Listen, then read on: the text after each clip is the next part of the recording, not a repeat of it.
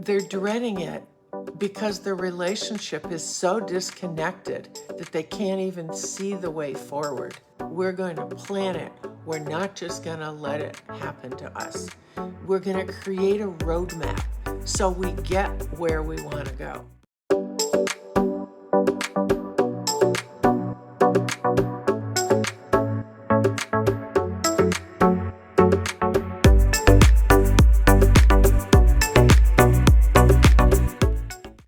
Hi there, and welcome to another episode of the Talk Love with Carol show.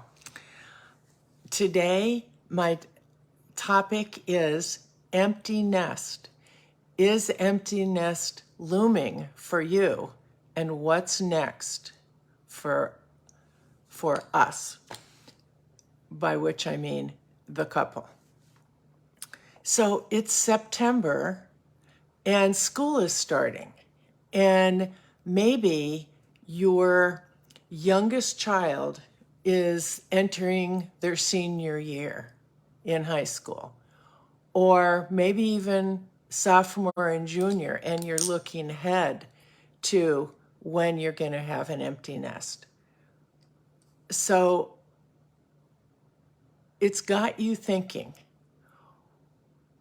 and worrying maybe, or at least thinking about what's it going to be like in a few months or a few years soon when your last child leaves home.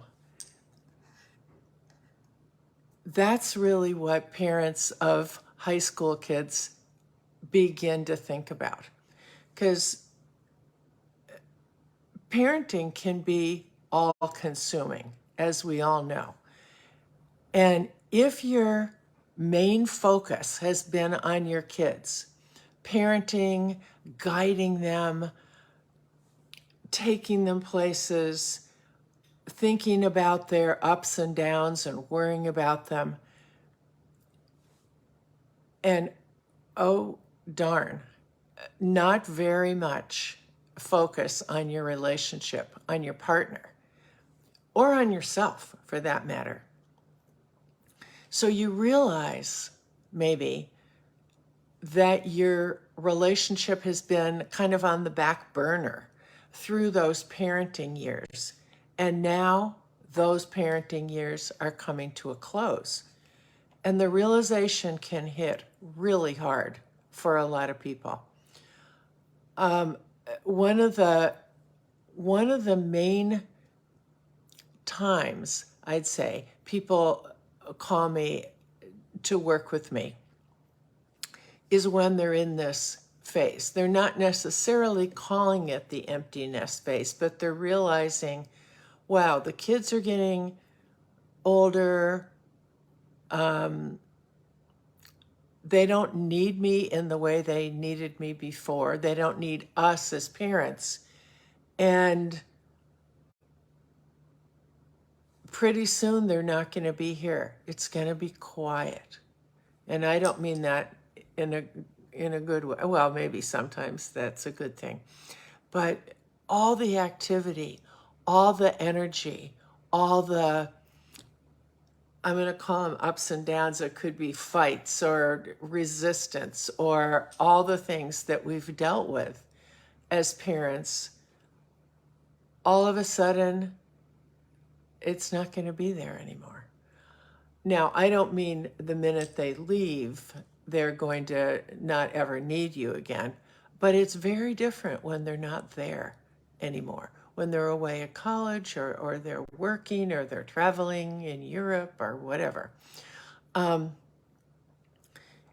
Lots of couples really dread those, when they think of it, those next 30 to 40 years ahead once the kids leave, because that's really what you can look ahead to, 30 or 40 years. And they're dreading it because their relationship is so disconnected that they can't even see the way forward. And for some, maybe even divorce seems like the only answer, the only option. But let's say we're not going to do that. let's say divorce is not what you want to do. Even if you think of it, it doesn't mean that's ideal. So, but what is probably universal, or at least very frequently in couples, I see this. You might look at each other and wonder, do we have anything in common anymore? Is my partner attracted to me? Am I attracted to my partner? What are my partner's hopes and dreams? I've kind of lost track of those because I've been focusing on the kids so much. And we talk a little bit about it, but I really am not updated on that at all. Can we still have fun together and laugh? And not just on date nights. Maybe you have those and maybe you do have fun together on date nights, and that's great. But what about when you're together every night alone? I mean, without other people. Now, you, of course, you probably go out with friends sometimes, but there's all that time. It's just the two of us now. Can we have that fun and laugh in that circumstance? And maybe can we resolve finally, maybe have the time to resolve all those conflicts that we've had for years? Or what are we going to do? What if we just have more time to have the conflicts? Can we connect again? What's it going to be like? That's kind of what all these things run through people's heads. Empty nest is one of the biggest transitions so far in your life. You know, you got married. Well, I mean, you met each other. You probably had fun for, a lot of fun. That's why you got married. And then you had kids, and that's obviously a very big transition. But then for a lot of people, as they had the kids and life, also careers and parents and all of the above, they kind of stop paying attention to each other. They're not intimately involved with each other anymore. And and in that sentence, I'm really talking about emotional intimacy. What's going on with you? Because you've been tired, you've been, stressed out on other things. This is not anything that is supposed to be about, oh, you've done the wrong thing. But now you're looking at, in a couple of years or a couple of months or a couple of days, we're going to have an empty nest. So there's other things going on in this transition time. In addition to the kids leaving, you're getting older. Your bodies are changing, all that. I figure most empty nest people are in their 40s or 50s. And things are just different. And so you have to take that into account too. And your challenge now is to figure out all these things. And what I'm hoping is you challenge yourself to decide that we're going to plan this next chapter. We're going to plan it. We're not just going to let it happen to us. We're going to create a roadmap so we get where we want to go. So, of course, you have to figure out where you want to go first.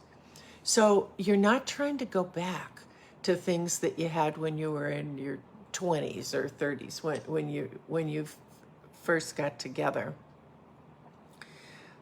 But you're going to take all that history, all that enrichment that's been your lives together, and enhance it, enhance it, enhance the good parts of it going forward. So you refresh, we could refresh or really remodel our relationships at this point so that it reflects the best of you now, which is even more developed than when you first got together. You know, you were kind of like kids then. Now you're not. And you have had all this experience and you've done it together, even though you may have been becoming more and more disconnected emotionally. So in a really good empty nest preparation, let's say, or it's already here and so let's go now, you do decide, you know, do we really need to just refresh or do we need to remodel? And if so, either way, each of you, it's time for each of you to figure out, what do I want my life to be like? Let's not go 30 and 40 years. That's way too much to plan.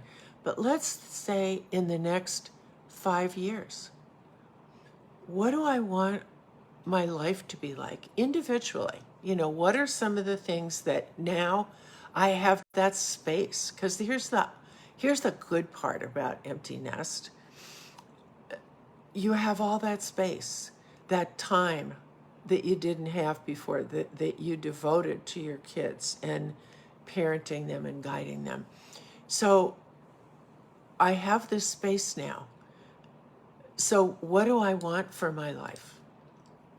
And then you share that with each other, and then you develop that shared vision for your relationship.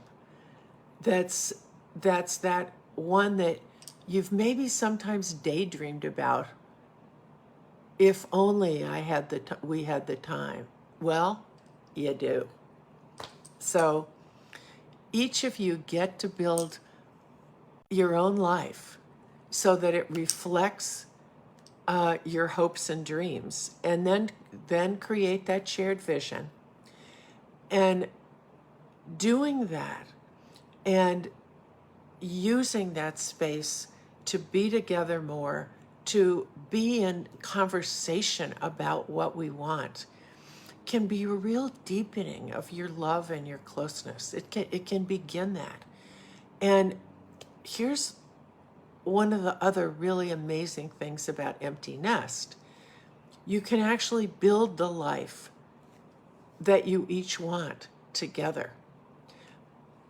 Unlike so many life transitions that just kind of happen without your input, like illnesses or surgeries that you need or accidents that you have, or getting older day by day, that just kind of is what happens to us at different times. We didn't mean it to happen.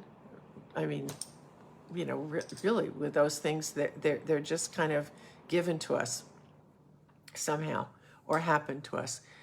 But next chapter, how to build that next chapter of your life, you can really do it. You can write that next chapter. You can work to live that next chapter in the most happy and fulfilling way you can imagine.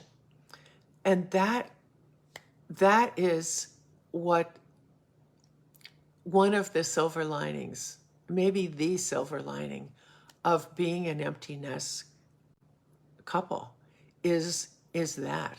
Because now we really get to think about and to create how to live the life that we've dreamed about, that we haven't had, or we haven't given ourselves, we haven't been able to carve out that time to up to now. But you do, you have time now. So I want to help you write that next chapter and make it amazing. So in the next few weeks in this in this Talk Love with Carol series, we're going to talk about the challenges of empty nest and how to manage them, and give you some ideas maybe you hadn't thought about, give you some options you haven't thought about. And it's your relationship that we're really talking about. I know it's sad when our kids leave. It is. It's sad, and we're proud, and it's the right thing, you know. It's just it's a life phase, right?